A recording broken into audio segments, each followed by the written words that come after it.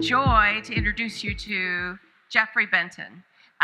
Jeff was our curator for the Peak Track.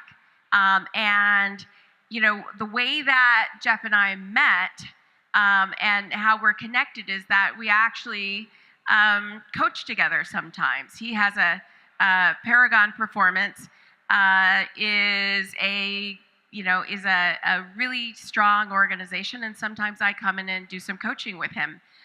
But what it allowed me to do is really get to see his style and the way he thinks about peak performance, organizational performance, supporting executives, supporting managers, supporting people in making organizations better. So, Jeff, would you share a little bit about what you're doing and just your philosophy on that?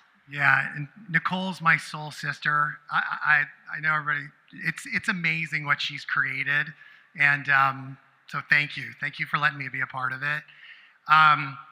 So with the Peak Track, you know, we're talking about the power of AI and technology, and really how it's up-leveling work performance and reshaping the future of work.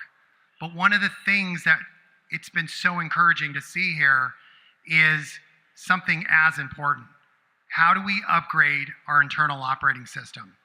We are living in a world with constant distractions, and it's moving at such a fast pace. Can anybody relate with that?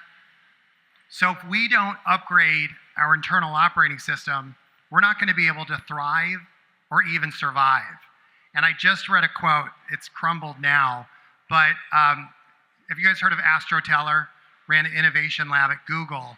In 2016, he said in a Thomas Friedman book, basically, we are not equipped to be living in the world we're living in. Our nervous systems were not designed to be living in the world we're living in. And so when we worked with our clients, we do pre and post assessments, especially around stress. And one of the interesting things is people are defining their baseline as stress and this anxiety as their baseline. So when we're under stress, it literally limits our ability to think clearly, communicate, and more importantly, how we lead, how we connect, and having empathy. And so when we are under stress as a society, that impacts how we lead and how we're designing products. And it creates a lot of separation.